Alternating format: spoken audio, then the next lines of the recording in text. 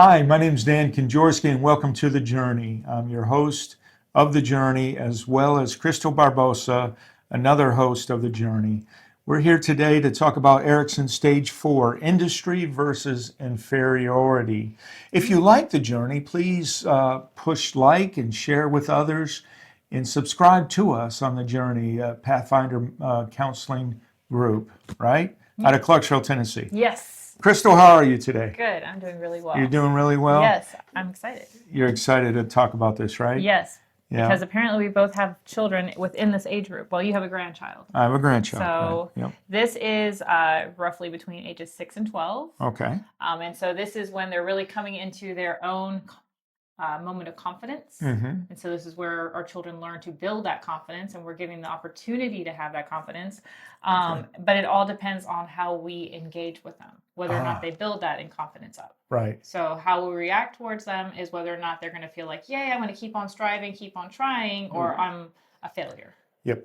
I know later on we're going to answer some reflective questions. Yes. We're going to talk about our own stories, maybe. Yeah. But I got to tell you something. Can I Yes. just be reflective now? Yes. I recognize this as a very vital stage as I was raising my own children, my they're adults now. Yeah. But as I was raising them, if I had this information back then, I would have raised my children totally different. Yeah.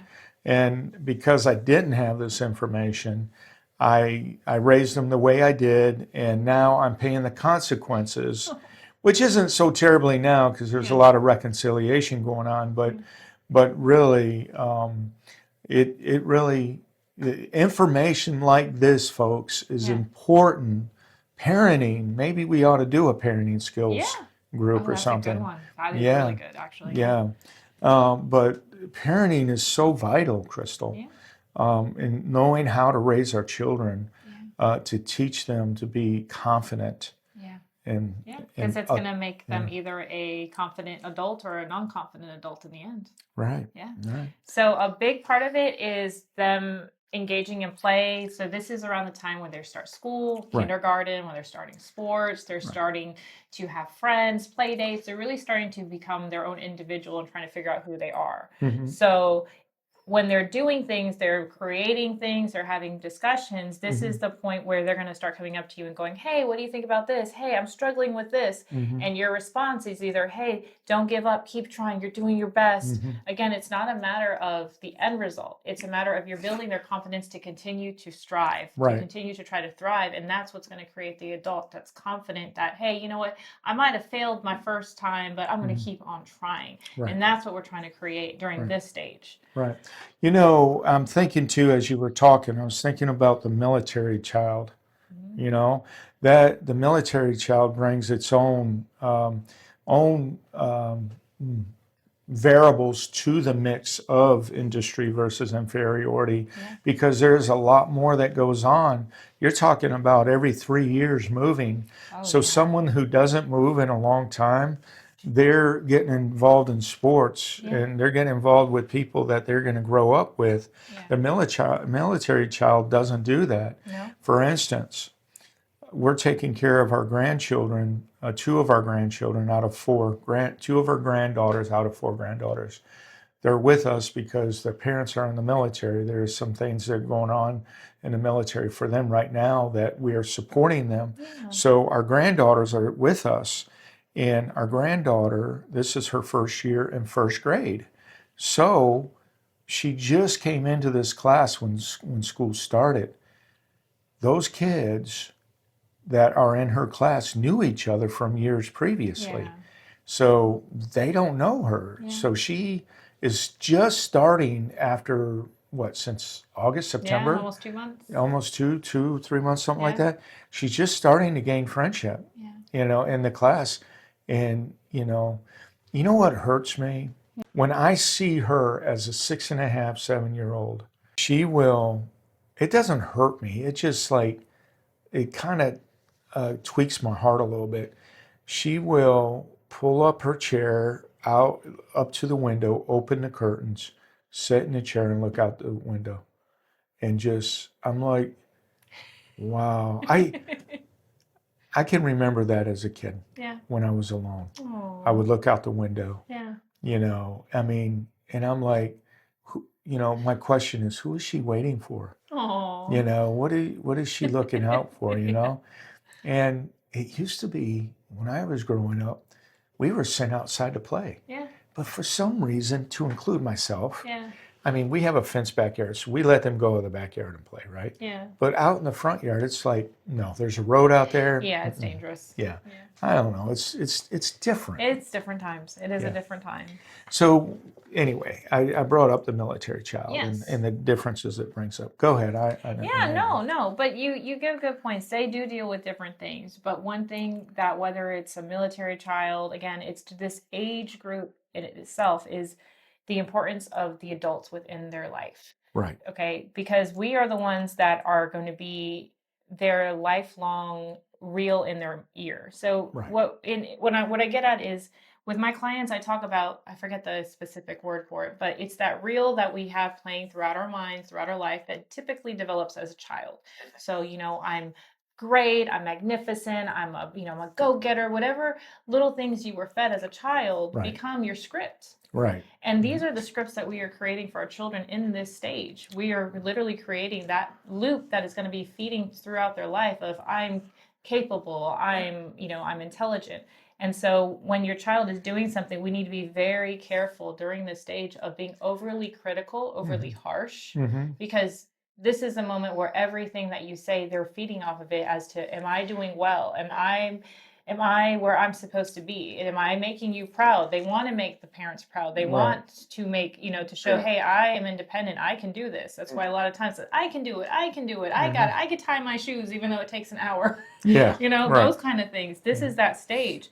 So one thing that I wanted us to discuss, and you kind of touched on it, was how important those words are as a child. And if you could reflect on any that you remember hearing as a child, things that, maybe somebody, instead of giving you the encouragement you needed when you needed, maybe you hit some type of difficulty, and instead of saying, hey, don't give up, they said, oh, you're never going to make it. Oh, you're always, something negative, something that just solidified, I guess I am a bad child. I guess I'm not going to be that great. Right. Yeah. I know, and I share this with my clients quite often. For myself, I've always in my family been known as kind of the airhead. Okay. I'm kind of the goofball, and not that I'm stupid or anything, but you know what, Krystal, she's just a little bit silly sometimes. That's just kind of how I'm known. So throughout my life, I've always kind of played it off as, yeah, I'm just a little bit ditzy. That's just how I am. But then I realized that was affecting me negatively growing up, because I was always, oh, I'm the dumb one. Oh, I'm inferior. Oh, I was always playing myself down. And that is a self-confidence thing. Right. So we are literally, from the moment that they are 6 years old, they are building that confidence that is going to be with them for the rest of their life. Right. So that was my little bit. What was something that you remember growing up, that you remember somebody instilled in you, that really broke down your self-esteem as a child when you were trying to be your own? Yeah, I think it started at an early age for me. I mean, I'm talking even before the age of 6. Oh, wow. I'm talking as young as 4, 5, 6. Yeah. I mean, I come from a broken home, a home of divorce, and even deeper than that. I mean, that I was the quote unquote family secret. And there is such a thing as a family secret. Oh, yeah. I mean, people around me, especially the adults, the aunts and uncles, they knew that I wasn't really the child of this man, of my last name that I carry right now. They knew that. Yeah. But I didn't know that. I didn't know that until I was 22 years old, when I married, just as I was beginning to be married to my wife. Yeah, I married my wife. I just found out before that. Wow. And but because there was a death in the family, a very precious soul died. I thought he was my half brother, but in a sense, I grew up with him basically up until I left for the military, or even before that. Yeah. I left that part of the household earlier than that, when I was 10 years old. Okay. So from about 4 to 10, I was, and I don't want to put I want to respect others in the family. Of course. So I don't want to share too much. All I want to say is this about that, is that because I was the one that was the oldest boy in a house of five, what eventually became five boys, Yeah. and everyone, especially the ones in immediate authority, parental authority, knew that I wasn't the child of this man, of Konjorsky, that, and I don't know, I don't know, I don't know why, but I was targeted in a sense, but I don't want to speak ill because she has passed away since then, and I respect her enough for that. Ironically, I was never, come to find out, I was angry more at my mother than her, because my mother, quote unquote, abandoned me in a sense until age of 10, when she was forced basically to come pick me up. But anyway, the point is, I was told, you're not lovable, basically. That was your script. Your mother doesn't love you. She left you.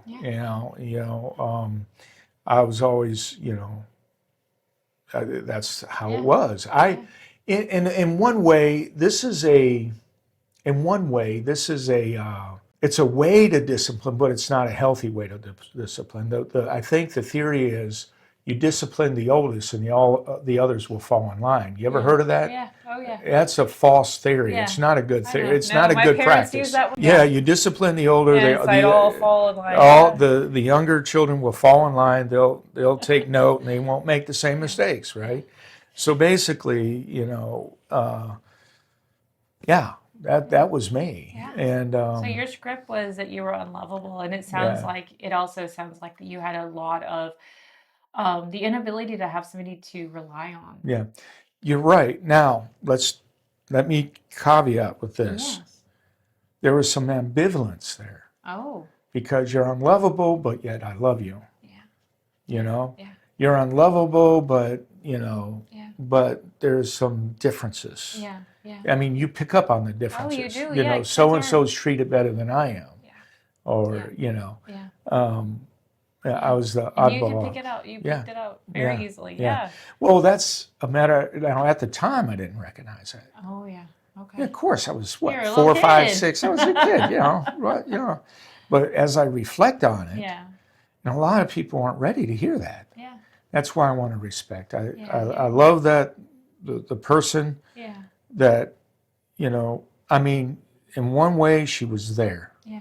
Not one way, she was there. Yeah. My mom wasn't, she was there. Yeah. She chose to be with Konjorsky. Yeah. She chose to be with him. She chose to take care of his kids and have 2 other kids. Yeah. So in that sense, I respect that. Yeah. I respect her, and I think deeply she did love. But at the same time, and I don't want to say but, at the same time, there's things in family systems that all of us kids were not aware of. We don't know how, and I don't want to say, I don't want to, there's family systems involved. Yeah. Her dad was a great guy. He was World War II vet. We know for a fact that World War II vets came home and they drank a lot. Yeah. They didn't talk a lot. So we don't know how she grew up. Yeah. So I'm not trying to make an excuse for her. Nothing like that. I think that more than anything, though, it gives a very good example of the difficulty, a great example of when you don't have that type of encouragement, how it can affect someone as an adult. Right. And the importance of having those meaningful relationships, that connection with at least one adult that has that confidence in you to build that confidence. Because had you had even one adult out of the bunch as a child that believed in you and gave you encouragement and gave you that sense of you deserve to be loved, you'd have changed as a man. Now, yep. Now there were people in my life that did that, that extended that. Yeah. But they were always aunts, uncles, people you didn't live with, Yeah. you know. And she even, I think she tried, Yeah. you know. And what I observe about her is that she really loved. She ended up taking care of others in her family, nieces and So she nephews. was a caregiver. She was a caregiver. For She was a sure. caregiver. Awesome. But again, the learning of how to raise kids. Yep. She was a teenager herself.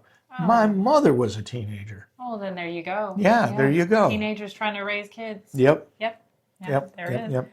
So anyway, that's enough of that. And But I hope if my brothers ever see this, Don't get offended. don't get offended. It's not meant to tear down. No, So, definitely not. yeah, No. yeah. But, and I think we'll just end with the fact that we talked about the industry, so building that confidence Yeah. and the inferiority of when we struggle and how it leads to us as adults struggling. Right. But most importantly, it leads to us avoiding things as adults. Right, So it you end does. up becoming somebody who's too afraid to take a challenge, just too afraid to take that opportunity. You Right. become somebody who's very timid and doesn't end up progressing very far in life because you don't take challenges. Right. So if you want to create a child who flourishes, who heads on a challenge, who is just very confident, when they're in that age bracket between 6 and 12, that's when, as adults in their lives, we have to be that confidence that, hey, don't give up, that void of encouragement, because we are going to be that script that we were talking about that we will always have in our minds, even as adults. Yeah. You know what my granddaughter does, and I think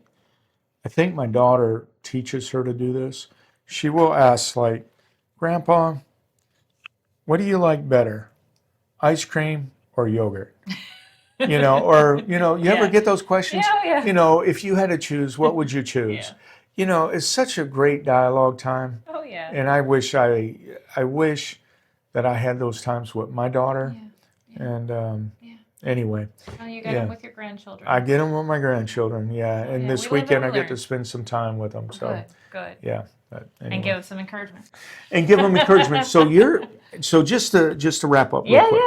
Industry basically is, productivity, mastery, the joy of learning. So we need to encourage them to keep learning. Correct. Instead of tearing them down. And it doesn't matter if they do not succeed. It is just the creation of that confidence. Right.